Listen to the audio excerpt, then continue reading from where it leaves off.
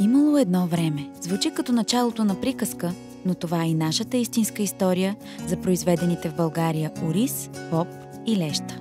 Оризът имало едно време на Крина наистина се произвежда в България, в плодородния район на Пазарджик. Това е нашето напомняне за златните години на българското селско стопанство, когато страната ни е била сред водещите земеделски производители в Европа. Оризът тук се отглежда с постоянство и отдаденост, с грижа към земята. Гледаме средно сортове оризища, предимно перлени и един сорт, който е с бял брашнест лом. Ориза се гледа в постоянен воден слой, още от самото засаждане в вода. Наливаме оризищата, сеем под вода и постоянно дигаме нивото.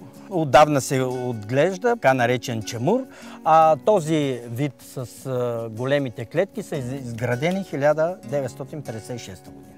Ориза започва някъде около 15 април и се сее до към малко след Гергьовден, до 15-20 май най-късно, за да може да озрее. Опитът на Крина в оризопроизводството започва през 2007 година с закупуването на земеделски земи. Всяка година увеличаваме оризовите площи, достигайки през 2016 година 6600 декара. Създадохме Имало едно време от Крина, за да възстановим българските кулинарни традиции и да ги предадем на следващите поколения. Не случайно, още от миналото, по българските плодородни земи се е отглеждала и леща. От Крина възстановяваме традициите по производството на специфични български култури, с които се приготвят рецепти от родната кухня. Българските сортове леща, наслада и илийна превръщат ястията наистина в традиционни, в национални. Имало едно време няма за цел да ни натъжи със спомени по миналото, а да разкаже за златните години на българското селско стопанство и да представи развитието на производството на тези ключови за националната ни кухня култури днес. Ние подаваме ръка на съвремието, като отделяме грижи в отглеждането на типични български сортове боб. За нас е важно да участваме във възстановяването на традиционни сортове, като добруджански и елексир. Намираме се в село Стражица, община Балчик.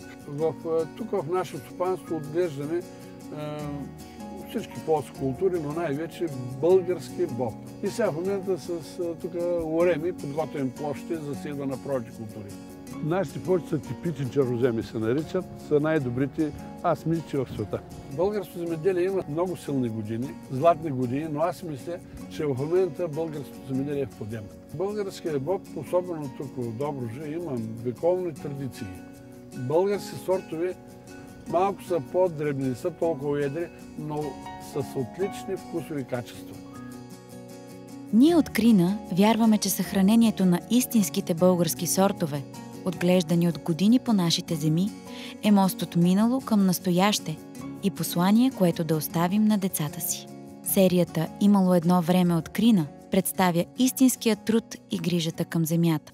Тя е препратка към изконните култури, благодарение на които слагаме традиционните ориз, боб и леща на трапезата си.